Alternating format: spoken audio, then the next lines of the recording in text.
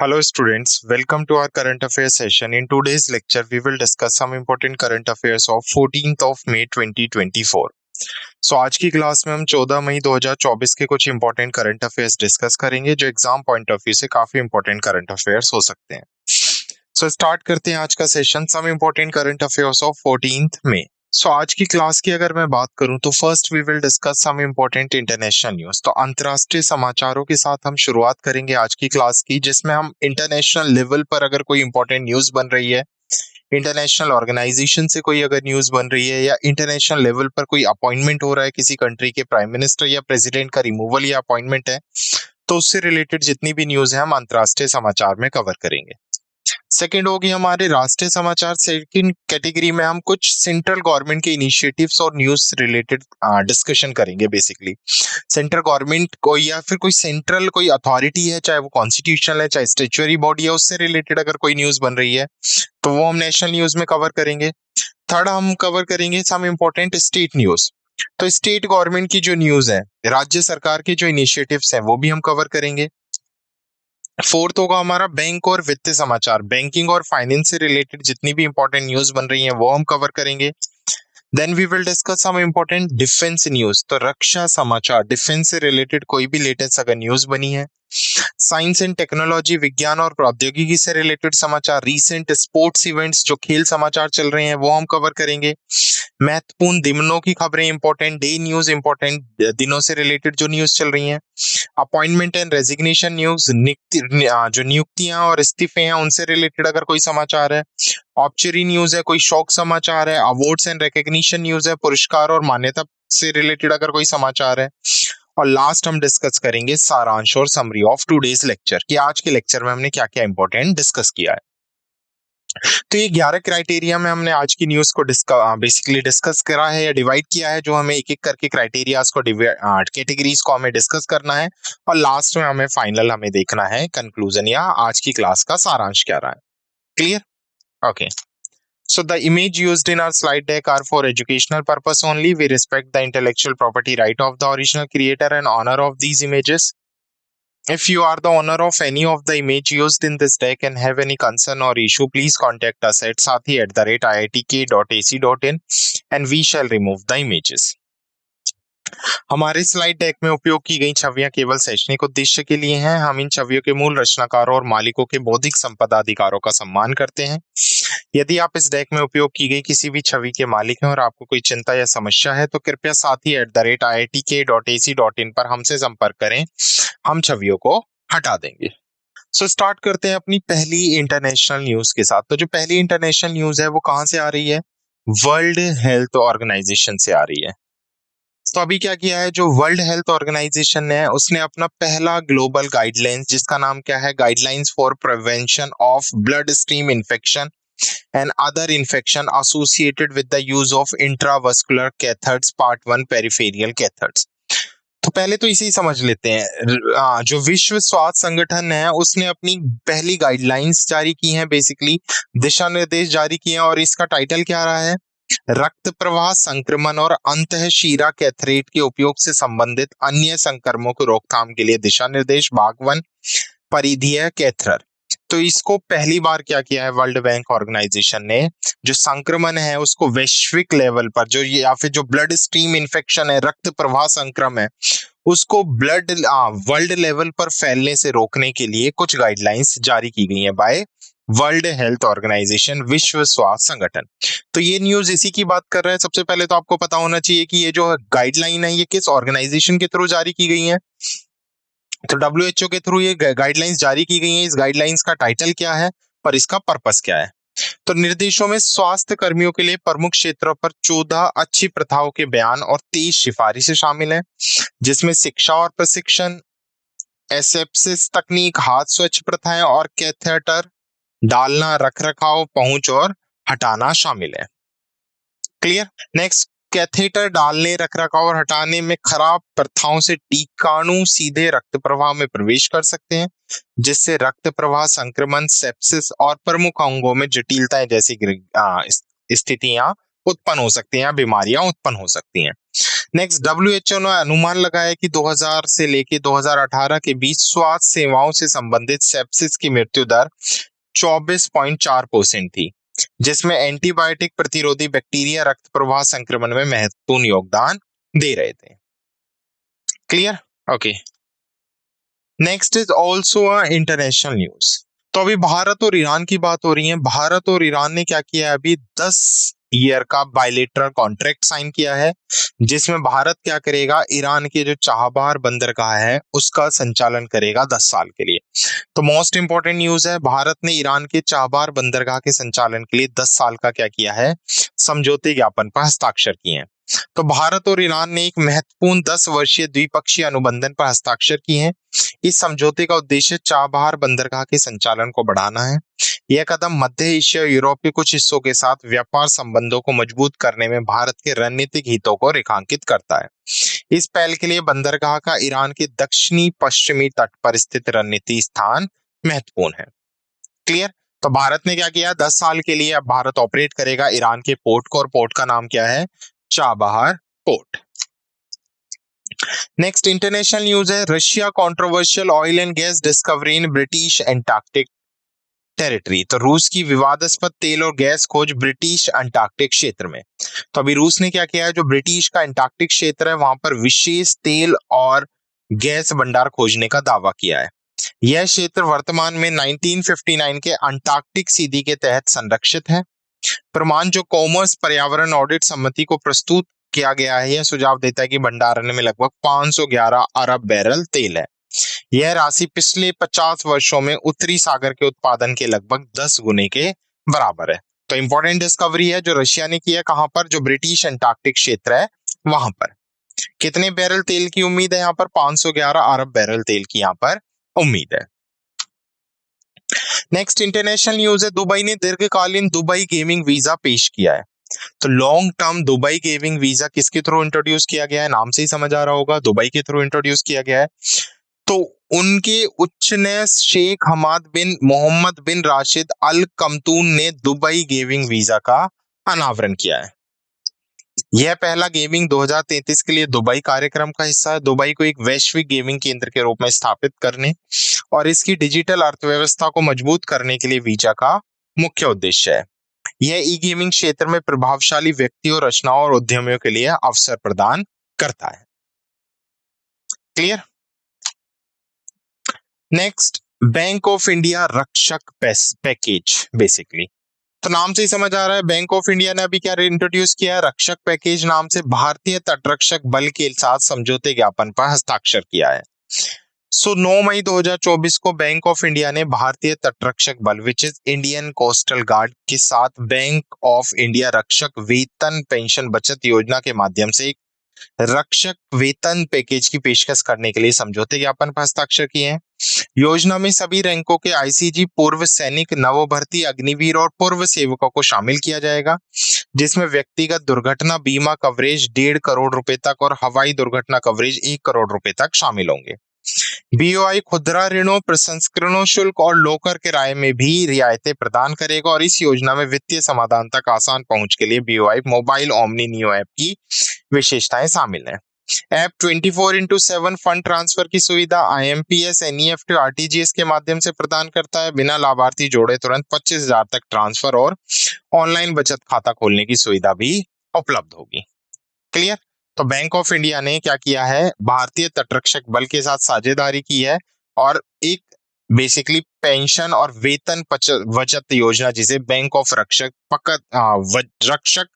Package के नाम से जाना जाता है, उसको लॉन्च किया है। नेक्स्ट है नेशनल न्यूज। रिटेल इन्फ्लेशन की यहाँ पर बात हो रही है, जिसका अभी डेटा आरबीआई ने रिलीज किया है। तो जो इंडिया का रिटेल इन्फ्लेशन है वो 4.3% रहा है, कब, अप्रैल में। तो भारत का जो खुदरा मुद्रास्फीति है वो अप्रैल में मामूली रूप से घटकर कितना हो गया है, 4.83% हो गया है।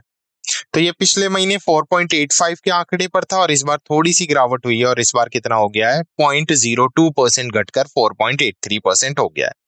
ये आंकड़े 44 अर्थशास्त्रियों के रॉयट सर्वेक्षण के अनुमानों के साथ निकटता से मेल खाता है। यह भारतीय रिजर्व बैंक के 2 से 6% सहनशीलता बैंड के भीतर भी आता है। तो भारत की खुदरा मुद्रास्फीति अप्रैल में मामूली रूप से घटकर 83% हुई। नेक्स्ट है स्टेट न्यूज। तो मेघालय की पहली महिला पुलिस प्रमुख या पुलिस चीफ क्या की गई है, अपॉइंट की गई है। तो नाम क्या है इनका, इदाशीशा को मेघालय की पहली महिला पुलिस महानिर्देशक यानी डीजीपी नियुक्त किया गया है। इदाशीशा 1992 बैच के भारतीय पुलिस सेवा अधिकारी यानी आईपीएस अधिकारी हैं। वे लज्जा राम बिश्नोई का स्थान लेंगी जो 19 मई 2024 को सेवानिवृत्त होने वाले हैं। यह नियुक्ति राज्य के लिए एक ऐतिहासिक क्षण है। तो नाम याद रखना, इदाशीशा मेघालय की पहली महिला डीजीपी बनने वाली हैं। इससे पहले यहाँ पर लज्जा राम बिश्नोई थे, अभी उनका रिटायरमेंट होगा तो उनकी जगह किसको बनाया जाएगा, इदाशीशा को बनाया जाएगा। Next is also state news. तो अगली न्यूज भी हमारी किससे रिलेटेड है, राज्य सरकार से रिलेटेड है। तो सेल भिलाई छत्तीसगढ़ का पहला 15 मेगावाट का फ्लोटिंग सोलर सेंटर स्थापित करेगी। तो भिलाई स्टील प्लांट जो बेसिकली क्या है, एक ऑर्गेनाइजेशन है, एक पीएसयू है जो छत्तीसगढ़ की पहली फ्लोटिंग सोलर परियोजना का उद्घाटन करने जा रही है। तो यह परियोजना सतत ऊर्जा प्रथाओं की दिशा में एक महत्वपूर्ण कदम है। यह बीएसपी की अपने कार्बन फुटप्रिंट को कम करने की प्रतिबद्धता को भी रेखांकित करता है। यह पहल राज्य में पर्यावरण अनुकूल प्रथाओं को भी बढ़ावा देती है। तो नाम याद रखना है, सेल भिलाई छत्तीसगढ़ का पहला 15 मेगावाट का फ्लोटिंग सोलर प्लांट स्थापित करेगी। नेक्स्ट बैंक और फाइनेंस से न्यूज है। तो चीन फाइनेंशियल ईयर 2024 में 118.4 बिलियन अमेरिकी डॉलर के साथ भारत का सबसे बड़ा व्यापारिक साझेदारी बनकर उभरा है, अकॉर्डिंग टू जीटीआरआई रिपोर्ट। तो एक रिपोर्ट है, रिपोर्ट का नाम क्या है, जीटीआरआई, जिसका मतलब क्या है, ग्लोबल ट्रेड रिसर्च इनिशिएटिव। तो अभी ग्लोबल रिसर्च बेसिकली जो global trade research initiative report है उसमें प्रकाशित किया गया है कि जो चीन है वो फाइनेंशियल ईयर 2024 में द्विपक्षीय व्यापार के साथ भारत का सबसे बड़ा व्यापारिक साझेदारी बनकर उभरा है। और कितने का व्यापार हुआ है, ये 118.4 बिलियन अमेरिकी डॉलर का। तो ये आंकड़े भी बहुत इंपॉर्टेंट है। किसने रिपोर्ट जारी की है, जीटीआरआई ने रिपोर्ट जारी की है। अमेरिका संयुक्त राज्य 2023-24 में 118.3 बिलियन अमेरिकी डॉलर के साथ भारत का दूसरा सबसे बड़ा व्यापारिक साझेदार है। तो सेकंड पोजीशन पे ट्रेडिंग पार्टनर कौन रहा है भारत का, यूएसए रहा है। तो फाइनेंशियल ईयर 2024 के लिए चीन ने 2 साल के अंतराल के बाद भारत का सबसे बड़ा व्यापारिक साझेदारी बनने के लिए अमेरिका को स्थापित किया। संयुक्त अरब अमीरात वित्तीय वर्ष 2024 में 83.6 बिलियन अमेरिकी डॉलर के साथ भारत का तीसरा सबसे बड़ा साझेदार रहा है। उसके बाद रशिया, सऊदी अरब और सिंगापुर रहा है। क्लियर। तो फर्स्ट पर सबसे बड़ा जो पार्टनर रहा है भारत का वो कौन रहा है, ट्रेडिंग पार्टनर चाइना रहा है, सेकंड पर यूएसए रहा है और थर्ड पर यूएई रहा है। क्लियर। नेक्स्ट है बैंकिंग और फाइनेंस से ही है। तो आईसीजी इंडियन कोस्टल गार्ड ने एक एमओयू साइन किया है किसके साथ, हिंडेल्को के साथ, ताकि मरीन ग्रेड एल्यूमिनियम बेस्ड क्या बनाया जा, स्वदेशी समुद्री ग्रेड एल्यूमिनियम बनाया जा सके। कहां पर, होम निर्मित या इंडिजीनियस। तो 2 ऑर्गेनाइजेशन है, भारतीय तटरक्षक बल ने जहाज निर्माण के लिए भारतीय सार्वजनिक और निजी शिपयार्ड को स्वदेशी समुद्री ग्रेड एल्यूमिनियम के निर्माण और आपूर्ति के लिए हिंडाल्को इंडस्ट्रीज लिमिटेड के साथ एक एमओयू पर हस्ताक्षर किए हैं। समझौता ज्ञापन तिमाही मूल्य निर्धारण, आपूर्ति में प्राथमिकता और टर्नओवर छूट जैसे लाभ प्रदान करेगा, जो जहाज निर्माण परियोजनाओं के लिए बेहतर योजना और लागत प्रबंधन को सुविधाजनक बनाएगा। तो इंडियन कोस्टल गार्ड बेड़े में वर्तमान में 67 जहाज है जिनमें एल्यूमिनियम पतवार है जो उथले पानी में संचालन करने में सक्षम है, और तटीय सुरक्षा को बढ़ाने के लिए स्वदेशी रूप से निर्मित समुद्री ग्रेड एल्यूमिनियम का उपयोग करके और अधिक जहाजों को पेश करने की योजना है।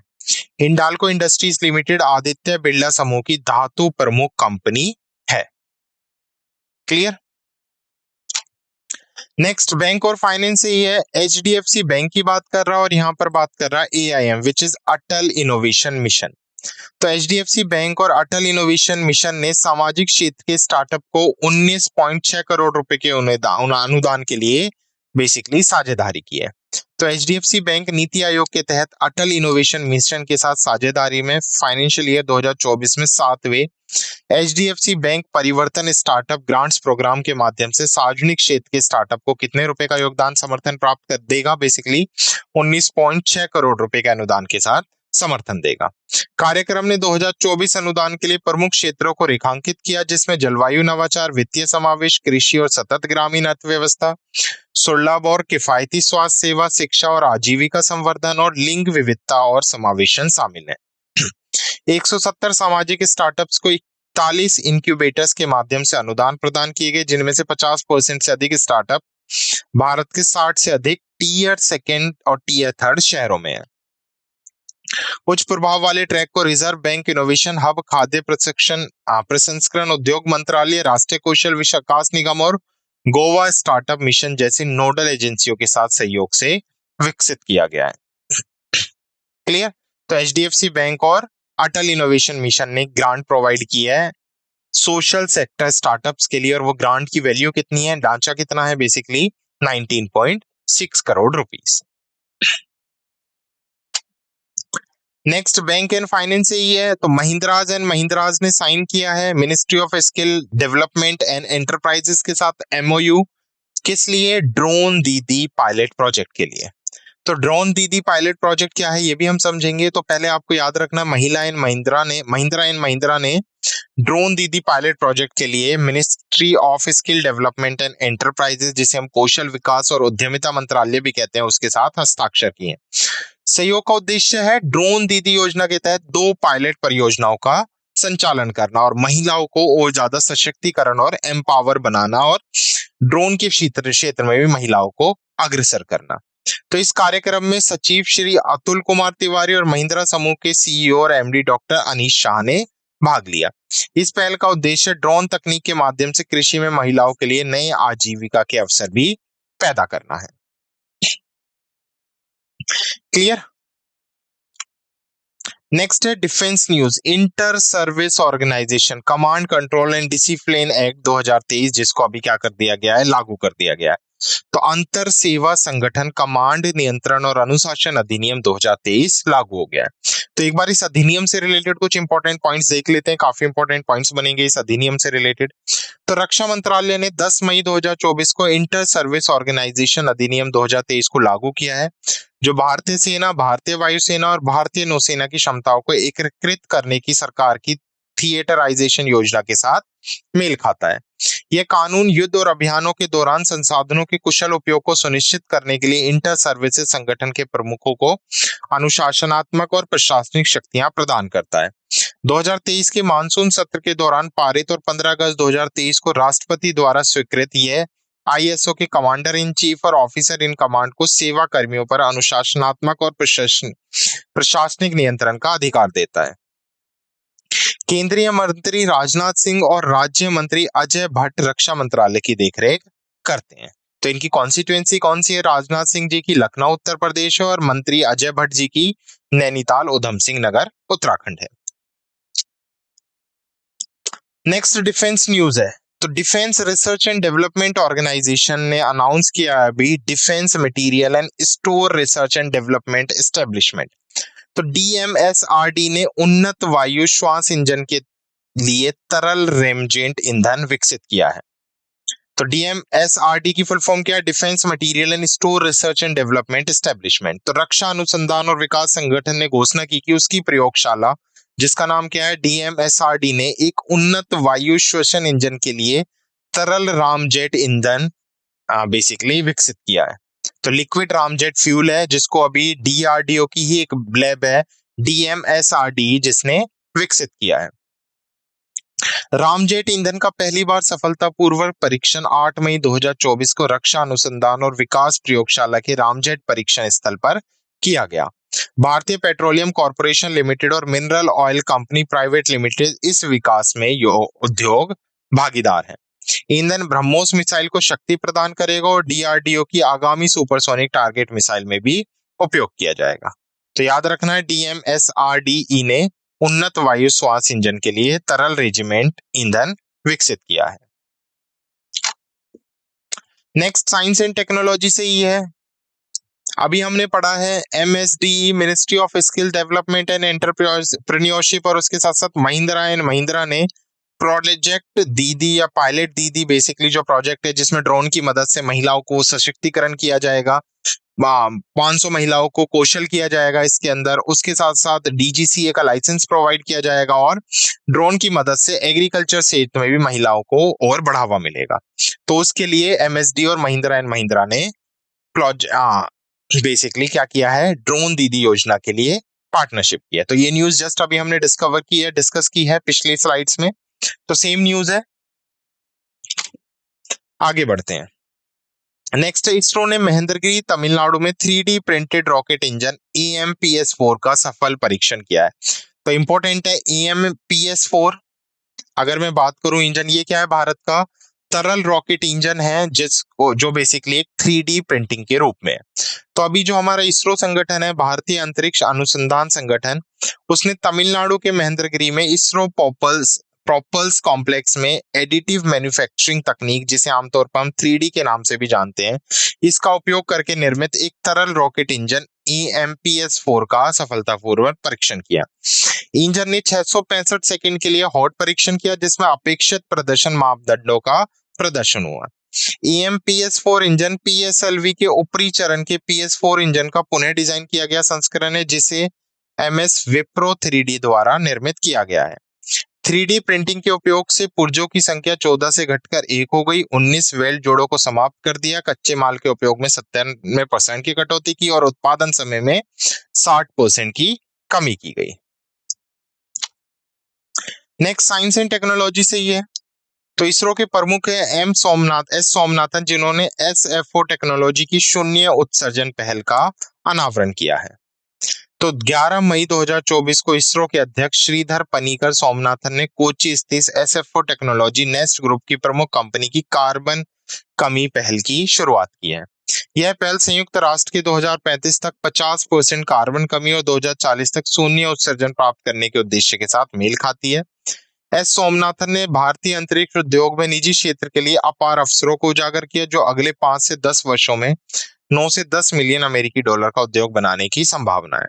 इसरो ने पहले विभिन्न कार्यक्रमों के लिए SFO टेक्नोलॉजीज के साथ सहयोग किया था, जिसमें चंद्रयान मिशन और आदित्य, भारत का पहला सूर्य मिशन के लिए RF उप प्रणाली शामिल है।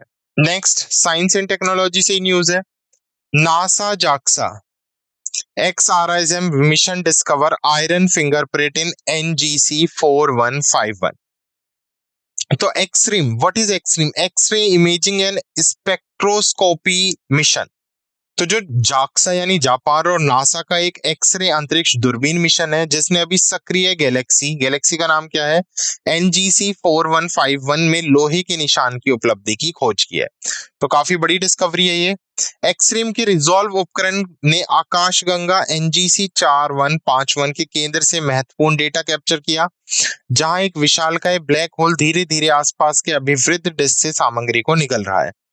परिणामी स्पेक्ट्रम 6.5 किलो इलेक्ट्रॉन वोल्ट के आसपास की चोटी में और 7 किलो वोल्ट के आसपास की गिरावट में लोहे की उपस्थिति को प्रकट करता है, जो हजारों गुना अधिक ऊर्जावान है।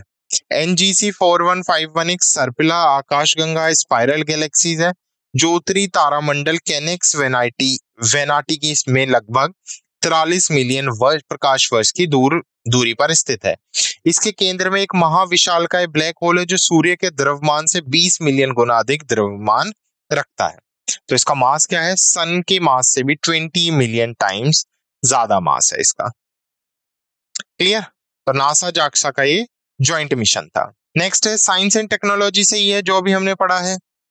तो नासा और जाक्सा का बेसिकली उपकरण गड़बड़ी के बावजूद अभी उसने क्या किया है, जो एक्सट्रीम है उसने वो आगे बढ़ा है और आगे बढ़कर उसने जो गैलेक्सी है वहां से बेसिकली लोहे की डिस्कवरी का पता लगाया है। नेक्स्ट है साइंस एंड टेक्नोलॉजी से, ये नासा ने चंद्रमा पर पहले रेलवे सिस्टम बनाने की योजना की घोषणा की है। मतलब नासा अब चंद्रमा पर क्या विकसित करेगा? रेलवे सिस्टम डेवलप करेगा। तो नासा ने पहले चंद्र रेलवे प्रणाली, जिसे फ्लोट के नाम से जाना जाता है, उसके निर्माण का अनावरण किया है। फ्लोट का मतलब है ट्रैक पर लचीला उत्थान। प्रणाली का उद्देश्य चंद्रमा पर पेलोड परिवहन में क्रांति लाना है।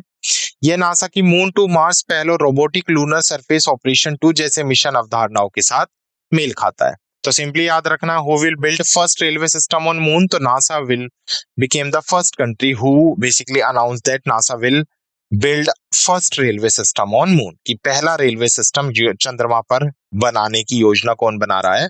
नासा बना रहा है। क्लियर? नेक्स्ट है स्पोर्ट्स न्यूज। तो फ्रेंच मोटो ग्रैंड प्रिक्स, तभी फ्रेंच मोटो ग्रैंड प्रिक्स कंडक्ट कराई गई थी जिसको जॉर्ज मार्टिन ने जीत लिया है। तो जॉर्ज मार्टिन ने 2024 फ्रेंच मोटो ग्रैंड प्रिक्स जीत लिया है। तो ये पामेल डुकाटी के ड्राइवर हैं जिन्होंने जॉर्ज मार्टिन जिन्होंने 2024 के लिए ये चुना बेसिकली ग्रैंड प्रिक्स जीती है। उसने मार्क मार्केज और फ्रांसिस्को बगनाइया की चुनौतियों को नाकाम किया। मार्टिन की जीत ने चैंपियनशिप स्टैंडिंग में उनकी बढ़त को और बढ़ा दिया है। रेस रोमांचक मोटरसाइकिल रेसिंग का प्रदर्शन थी। क्लियर। तो जो ग्रैंड प्रिक्स है ये क्या थी, मोटरसाइकिल रेसिंग थी जिसमें अभी पामेल डुकाटी के जो ड्राइवर हैं जॉर्ज मार्टिन ने जीत लिया है।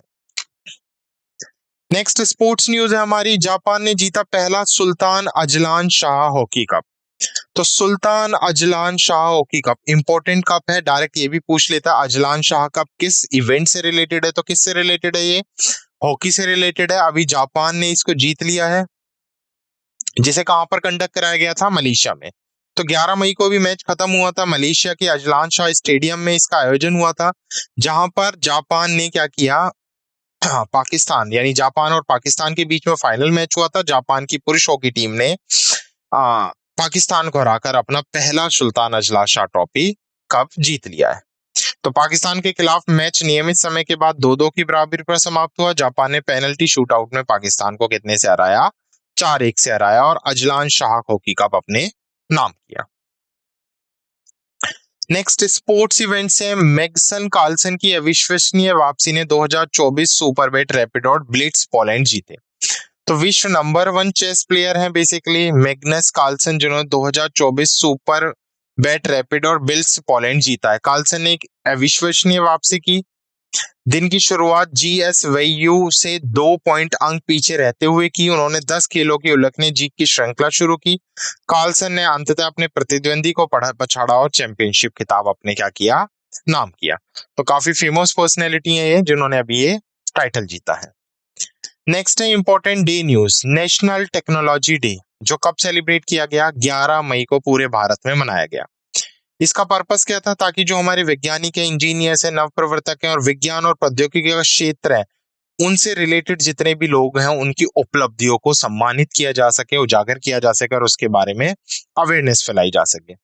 तो यह दिन 1998 में राजस्थान के पोखरण में सफल परमाणु परीक्षण की वर्षगांठ मनाता है जिसे ऑपरेशन शक्ति के नाम से जाना जाता है। तो ऑपरेशन शक्ति क्या था, जब भारत ने फर्स्ट टाइम न्यूक्लियर टेस्ट किया था, कहां पर, राजस्थान के पोखरण में 1998 11 मई। तभी से हम क्या बनाते हैं, नेशनल टेक्नोलॉजी डे। क्लियर। तो 2024 कार्यक्रम के लिए विषय जिसे विज्ञान और प्रौद्योगिकी विभाग के तहत प्रौद्योगिकी विकास बोर्ड द्वारा चुना गया था, इसका टाइटल है सतत भविष्य के लिए स्वच्छ और हरित प्रौद्योगिकी को बढ़ावा देना। पहला राष्ट्रीय प्रौद्योगिकी दिवस 11 मई 1999 को प्रौद्योगिकी परिषद द्वारा आयोजित किया गया था। क्लियर। नेक्स्ट है इंपॉर्टेंट डेज में विश्व प्रवासी पक्षी दिवस 2024, तो वर्ल्ड माइग्रेटरी बर्ड डे। तो यूनाइटेड नेशन के थ्रू 11 मई को अभी विश्व प्रवासी पक्षी दिवस क्या किया गया है, सेलिब्रेट किया गया। तो ये जनरली मई और अक्टूबर के दूसरे शनिवार को वर्ल्ड वाइड साल में 2 बार मनाया जाता है। तो इस बार जो मई में सेलिब्रेट हुआ वो कितनी तारीख को सेलिब्रेट किया गया, 11 मई को सेलिब्रेट किया गया। तो इस दिन का उद्देश्य है प्रवासी पक्षियों के प्रति जागरूकता बढ़ाना और उन्हें और उनके आवासों को संरक्षित करने के लिए अंतर्राष्ट्रीय सहयोग की आवश्यकता पर बल देना। वर्ल्ड माइग्रेटरी बर्ड डे 2024 11 मई 2024 और 12 अक्टूबर को आएगा, जिसका विषय क्या है, कीड़ों की रक्षा करें और पक्षियों की रक्षा करें, means protect insect, protect birds. अंतर्राष्ट्रीय प्रवासी पक्षी दिवस 1993 में यूएसए में स्मिथसोनियन प्रवासी पक्षी केंद्र के दूरदर्शियों द्वारा बनाया गया था। पहला world migratory bird day launch किया गया था बाय AEWN CMS ऑन 8 से 9 अप्रैल 2006। ठीक है, तो ये वीकेंड था 8 से 9 अप्रैल 2006 जब इसे लॉन्च किया गया था। तो याद रखना है विश्व प्रवासी पक्षी दिवस। नेक्स्ट इंपॉर्टेंट डेज में संयुक्त राष्ट्र ने 25 मई को विश्व फुटबॉल दिवस घोषित किया है। तो संयुक्त राष्ट्र महासभा ने अभी क्या किया, 25 मई को विश्व फुटबॉल दिवस के रूप में घोषित किया। यह प्रस्ताव न्यूयॉर्क में महासभा की 80वीं पूर्ण बैठक के दौरान अपनाया गया। इस तारीख की अगर मैं बात करूं तो सभी क्षेत्र के प्रतिनिधित्व वाले पहले अंतर्राष्ट्रीय फुटबॉल टूर्नामेंट की 100वीं वर्षगांठ के साथ ये तारीख मेल खाती है। 1924 के ग्रीष्मकालीन ओलंपिक खेल जो पेरिस में आयोजित हुए थे, उसने ऐतिहासिक मील के पत्थर को चिन्हित किया था, जिसमें फुटबॉल को शामिल किया गया था। क्लियर।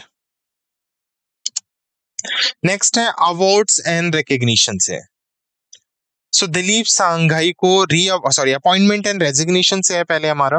तो दिलीप सांघाई को रीअपॉइंट किया गया है चेयरमैन ऑफ इफको और बलवीर सिंह को रिटेन रखा गया है वाइस चेयरमैन पोजीशन पर। So Indian farmer fertiliser cooperative limited ने अभी के जो बोर्ड ऑफ डायरेक्टर है, उन्होंने 15वें प्रतिनिधित्व सामान्य निकाय चुनावों के दौरान नई दिल्ली के इफको सदन में दिलीप संघानी को फिर से अपना अध्यक्ष चुन लिया है और बालवीर सिंह को इफको के उपाध्यक्ष के रूप में बनाए रखा है। तो 2 अपॉइंटमेंट है, chairman and vice chairman. Dilip Sanghani Gujarat के एक वरिष्ठ सलाहकार 2017 से गुजरात राज्य सहकारी विपणन संगठन लिमिटेड के अध्यक्ष के रूप में सेवा कर रहे हैं और 2021 में राष्ट्रीय सहकारी संघ के अध्यक्ष के रूप में चुने गए थे। बलवीर सिंह जो पैसे से अधिवक्ता हैं, उत्तर प्रदेश की आदर्श कृषि विपणन सहकारी समिति लिमिटेड के निर्देशक के रूप में इफको का प्रतिनिधित्व करते हैं और 2022 में इफको के उपाध्यक्ष के रूप में चुने गए थे। नेक्स्ट है ऑब्चुरी न्यूज। तो हॉलीवुड फिल्म प्रोड्यूसर और डायरेक्टर थे रोजर कॉर्मन, जिनका भी क्या हो गया है, निधन हो गया है। तो 98 वर्ष की उम्र में कैलिफोर्निया यूएसए में इनका निधन हुआ। 2009 में उन्होंने उभरते हुए फिल्म निर्माता और प्रोत्साहन करने में उनके अतुल्य योगदान के लिए मानद लाइफ टाइम अकादमी पुरस्कार से भी, यानी जिसे हम ऑस्कर के नाम से भी जाने जाते हैं, इन्हें सम्मानित किया जा चुका है। कॉर्मैन ने 1953 में 20th सेंचुरी फॉक्स में एक संदेशवाहक के रूप में अपने फिल्मी करियर की शुरुआत की और बाद में एक कहानी विश्लेषण और पटकथा लेखक भी वो बन गए। उन्होंने सबसे तेज पेशेवर 35 मिलीमीटर फीचर फिल्म शूट का रिकॉर्ड बनाया है, जिसमें the little shop of horns को 2 दिन और 1 रात में पूरा किया गया था। और कब किया गया था? 1960 में। नेक्स्ट चेस ट्रेनर थे जो केरला के फर्स्ट इंटरनेशनल मास्टर थे वर्गीस कोशी, जिनका भी क्या हो गया है, निधन हो गया है। तो केरला के पहले अंतरराष्ट्रीय मास्टर और प्रसिद्ध शतरंज प्रशिक्षण वर्गीस कोशी का तमिलनाडु के चेन्नई में 66 वर्ष की उम्र में निधन हो गया। तो वर्गीस ने 1993 में फेडरल इंटरनेशनल डेस एचेट फीडे का खिताब, इंटरनेशनल मास्टर प्राप्त किया और कई अंतरराष्ट्रीय टूर्नामेंट में भी अपना प्रतिनिधित्व दिखाया है। उन्होंने कई भारतीय शतरंज खिलाड़ियों को मार्गदर्शन दिया, जिसमें grand master P Harikishan, SL. Narayan और एन.आर. विशाख शामिल थे। उन्होंने केंद्रीय रिजर्व पुलिस बल, टाटा आयरन स्टील कंपनी और एनजीसी के साथ काम किया, जहां से वे 2018 में सेवानिवृत्त भी हुए हैं। Clear. Next award and recognition. Hindustan shipyard limited के सीएमडी है कमांडर हेमंत खन्नी को पीएसयू समर्पण पुरस्कार से सम्मानित किया गया है। तो पीएसयू समर्पण पुरस्कार किसको दिया गया है? हिंदुस्तान लिमिटेड के सीएमडी को। तो कमांडर हेमंत खन्नी जो हिंदुस्तान शिपयार्ड लिमिटेड के सीएमडी है, उन्हें पीएसयू समर्पण पुरस्कार से सम्मानित किया गया। पुरस्कार नई दिल्ली में वितरित की गई है। खन्नी खत्री के उत्कृष्ट नेतृत्व और शिपयार्ड को बदलने में उनकी महत्वपूर्ण भूमिका को भी मान्यता देते हैं। उनके प्रयासों ने उद्योग के भीतर अनगिनत व्यक्तियों को प्रेरित किया है। क्लियर। तो ये थे कुछ हमारे इंपॉर्टेंट करंट अफेयर जो 14 मई 2024 के हमने डिस्कस किए। Now let's quick revise the session through summary. तो सबसे पहले हमने पढ़े कुछ अंतर्राष्ट्रीय समाचार। अंतर्राष्ट्रीय समाचार में हमने देखा कि WHO ने ब्लड स्ट्रीम इन्फेक्शन को रोकने के लिए पहली बार गाइडलाइंस जारी की हैं, ताकि जो रक्त प्रवाह संक्रमण है उसको क्या किया जा सके, कम किया जा सके। सेकेंड हमने देखा था कि ईरान और इंडिया के बीच में एमओयू साइन हुआ है। ईरान का जो चाबहार पोर्ट है उसे 10 साल के लिए भारत ऑपरेट करेगा। थर्ड हमने देखा कि ब्रिटिश अंटार्कटिक क्षेत्र में अभी रशिया ने क्या कर लिया है, तेल और गैस की खोज की है। और दुबई गेमिंग वीजा किसने बेसिकली इंट्रोड्यूस किया है? तो दुबई ने इंट्रोड्यूस किया है long term Dubai gaming visa. तो ये थी हमारी इंटरनेशनल न्यूज, अंतरराष्ट्रीय समाचार जो हमने अभी क्या किए हैं, कवर किए हैं। नेक्स्ट है हमारे राष्ट्रीय समाचार। राष्ट्रीय समाचार की अगर मैं बात करूं तो BOI ने यानी बैंक ऑफ इंडिया ने एमओयू साइन किया है इंडियन कोस्ट गार्ड के साथ। क्या करने के लिए? बैंक ऑफ इंडिया रक्षक पैकेज इंट्रोड्यूस करने के लिए। या बैंक ऑफ इंडिया रक्षक पैकेज किस किसने मिलकर साइन किया है या स्टार्ट किया है? बैंक ऑफ इंडिया ने इंडियन कोस्टल गार्ड के साथ। उसके साथ साथ हमने एक आरबीआई की रिपोर्ट देखी थी जिसमें हमने देखा था भारत का जो रिटेल इन्फ्लेशन है वो थोड़ा सा डाउन हुआ है 4.83% अप्रैल में, प्रीवियस मंथ 4.84% के कंपैरिजन में। क्लियर। नेक्स्ट हमने स्टेट न्यूज से देखा कि जिसमें मेघालय की first women police chief appoint की गई है। उसके साथ साथ हमने देखा था कि जो भिलाई है वहां पर छत्तीसगढ़ का पहला 15 मेगावाट का फ्लोटिंग सोलर प्लांट क्या किया जाएगा? एस्टेब्लिश किया जाएगा। उसके बाद हमने कुछ बैंक और फाइनेंस से न्यूज देखी जिसमें हमने देखा कि चीन भारत का यूएसए को पछाड़ते हुए सबसे बड़ा ट्रेडिंग पार्टनर बन गया है फाइनेंशियल ईयर 2024 के लिए। और ये रिपोर्ट किसने जारी की है? जीटीआरआई ने इस रिपोर्ट को जारी किया है।